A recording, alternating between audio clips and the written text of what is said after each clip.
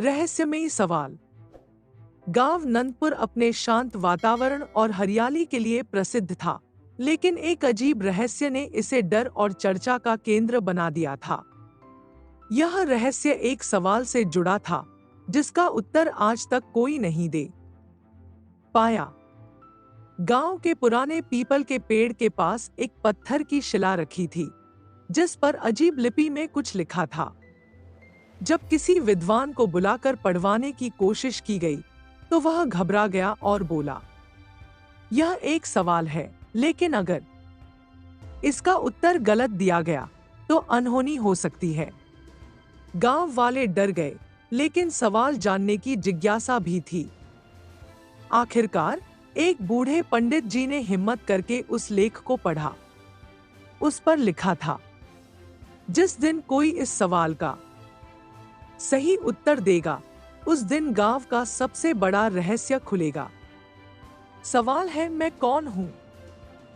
सवाल का जवाब देने वाले का अंजाम पहले तो लोगों ने इसे मजाक समझा, लेकिन जब भी कोई जवाब देने की कोशिश करता, उसके साथ कुछ अजीब घटनाएं हो जाती। रामलाल चाचा ने कहा, यह पत्थर ही बोल रहा है, और अगले ही दिन वह बीमार पड़ गए। शंकर काका ने उत्तर देने की कोशिश की, और उसी रात उनका पूरा अनाज जलकर राख हो गया। गांव के सबसे ज्ञानी पंडित हरिदत्त ने कहा, यह ईश्वर का संकेत है, और वह उसी रात गायब हो गए। एक दिन गांव में एक साधु आया, जिसने वह सवाल पढ़ा और मुस्कुराया। उसने सबको बुलाकर कहा, इसका उत्तर आसान है, लेकिन इसे सुनने के लिए तुम सबको दिल से निर्भय होना पड़ेगा। गांव वाले डरे हुए थे, लेकिन उन्होंने हिम्मत जुटाई। साधु ने उत्तर दिया, मैं तुम्हारा डर हूं। जब तक तुम डरोगे, यह सवाल रहस्य बना रहेगा। जैसे ही साधु ने यह कहा, पत्थर की शिला टूट गई और उसके नीचे एक प्राचीन गुफा का द्वार खुल गया। गुफा के अंदर गांव का एक पुराना खजाना छिपा था, जिसे सदियों से कोई नहीं जानता था। गांव वालों ने वह खजाना मिल-बांट कर उपयोग किया, और नंदपुर फिर से खुशहाल हो गया। लेकिन सबसे बड़ी बात, अब कोई भी अज्ञात चीजों से डरता नहीं था, क्योंकि वे जान चुके थे कि हर रहस्य का उत्तर हमारे डर से ही जुड़ा होता है। रहस्य तब तक बना रहता है, जब तक हम उसे सुलझाने की हिम्मत नहीं करते। खजाने की खोज के बाद नंदपुर में खुशहाली लौट आई।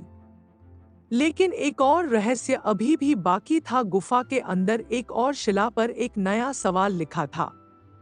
जब गांव वालों ने गुफा के अंदर जाकर देखा, तो वहां एक और पत्थर की शिला रखी थी। इस बार उस पर लिखा था, यदि तुमने पहला डर जीत लिया, तो बताओ सच्ची खुशी कहाँ मिलती है। गांव के बुजुर्गों ने इस सवाल पर खूब विचार किया। कुछ ने कहा, धन में, कुछ बोले परिवार में, और कुछ ने कहा ज्ञान में। लेकिन जैसे ही कोई उत्तर देता, गुफा में हल्की हलचल होने लगती, जैसे कोई अदृश्य शक्ति संकेत दे रही हो कि उत्तर अभी भी अधूरा है। वही साधु जो पहले आया था, फिर से गांव में लौट आया। उसने मुस्कुराते हुए गांव वालों से कहा, तुमने डर पर विजय पा ली, लेकिन क्या तुम सच में खुश हो? गांव वालों ने सिर हिलाया। किसी ने कहा, अब हमारे पास धन है। किसी ने कहा, अब हमें कोई डर नहीं। लेकिन साधु ने धीरे से पूछा, क्या यह खुशी हमेशा के लिए है? गांव वाले चुप हो गए। साधु ने गुफा की ओर देखा और कहा, सच्ची खुशी न तो धन में है, न ही किसी चीज के पाने में। सच्ची खुशी तब मिलती है जब तुम जो भी पास में है, उसमें संतोष करना सीख जाते हो। जैसे ही उसने यह कहा, गुफा की दीवारें धीरे धीरे रोशनी से भरने लगी, और वह पत्थर की शिला अचानक सुनहरी धूल में बदल गई। इस घटना के बाद नंदपुर के लोग और भी समझदार हो गए। उन्होंने लालच छोड़ दिया, दूसरों की मदद करने लगे और छोटी छोटी चीजों में खुश रहना सीख लिया। अब वहां न कोई डर था, न कोई रहस्य, बस एक शांत सुखी जीवन था। लेकिन कहते हैं, जो भी नंदपुर जाता है उसे अभी भी गुफा के पास हल्की घंटियों की आवाज सुनाई देती है, जैसे कि कोई वहां अब भी सवाल पूछ रहा हो, क्या तुमने सच्ची खुशी पाली? नंदपुर के लोग अब खुशहाल जीवन जी रहे थे, लेकिन कुछ बुजुर्गों को अभी भी लगता था कि गुफा के रहस्य पूरी तरह समाप्त नहीं हुए। हर पूर्णिमा की रात गुफा के अंदर से एक हल्की रोशनी और घंटियों की आवाज सुनाई देती थी। एक दिन गांव के सबसे साहसी युवक अर्जुन ने निश्चय किया कि वह इस रहस्य को पूरी तरह सुलझाएगा। पूर्णिमा की रात वह कुछ लोगों के साथ गुफा के अंदर गया। अंदर जाकर देखा तो एक पत्थर की दीवार पर नया सवाल उभरा था। तुमने डर जीता, तुमने खुशी को समझा, लेकिन बताओ, जीवन का असली उद्देश्य क्या है? गांव वाले फिर से सोच में पड़ गए। कुछ ने कहा परिवार, कुछ ने कहा धर्म और कुछ ने कहा संपत्ति अर्जित करना, लेकिन इस बार कोई साधु मदद करने नहीं आया। जीवन का असली उद्देश्य केवल जीना नहीं है, बल्कि ऐसा कुछ करना है जिससे दूसरों का जीवन भी बेहतर हो। जैसे ही उसने यह कहा, गुफा की दीवारें हल्की हल्की चमकने लगी और वहां पर उभरा अंतिम संदेश, तुमने 3 सवालों का उत्तर दे दिया, डर को हराया, खुशी को समझा और जीवन का अर्थ पाया। अब यह ज्ञान दूसरों तक पहुंचाओ, तभी यह सच में पूर्ण होगा। उस दिन के बाद नंदपुर के लोग केवल अपने लिए नहीं, बल्कि पूरे समाज के लिए जीने लगे। कुछ ने शिक्षा को बढ़ावा दिया, कुछ ने गरीबों की मदद करनी शुरू की, कुछ ने खेती में नए तरीके अपनाकर पूरे क्षेत्र को संपन्न बना दिया। अब नंदपुर सिर्फ एक गांव नहीं था, बल्कि एक संदेश बन गया कि जीवन का असली अर्थ सिर्फ जीना नहीं, बल्कि दूसरों के लिए कुछ कर जाना है।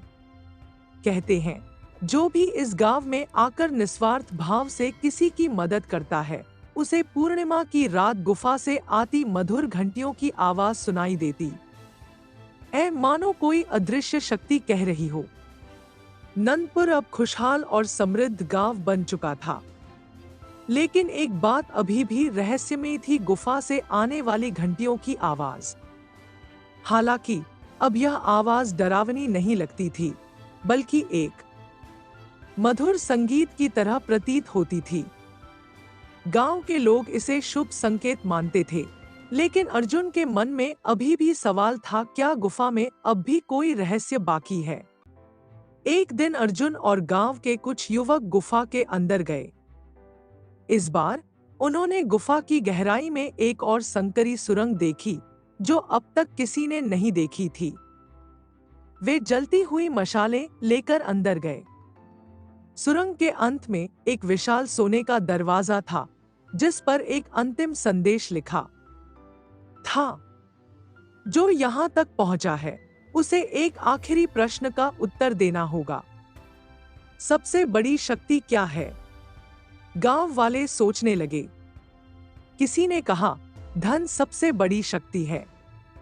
किसी ने कहा, ज्ञान सबसे बड़ी शक्ति है। किसी ने कहा, ईश्वर की भक्ति सबसे बड़ी शक्ति है। लेकिन दरवाजा नहीं खुला।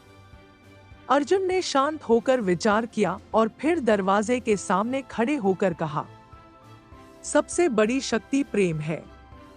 जैसे ही उसने यह कहा, दरवाजा धीरे धीरे खुलने लगा। उसके पीछे एक छोटा सा कक्ष था, जिसमें एक प्राचीन पुस्तक रखी थी। इस पुस्तक पर लिखा था, जिसने डर को हराया, खुशी को समझा, जीवन का उद्देश्य पाया और प्रेम को सबसे बड़ी शक्ति माना, वही सच्चा ज्ञानी है। अर्जुन और गांव वालों ने वह पुस्तक गांव के मंदिर में रख दी, ताकि हर कोई इसे पढ़ सके और जीवन के सच्चे अर्थ को समझ सके। उसी दिन से गुफा से आने वाली घंटियों की आवाज धीरे धीरे बंद हो गई, मानो उसका उद्देश्य पूरा हो चुका था।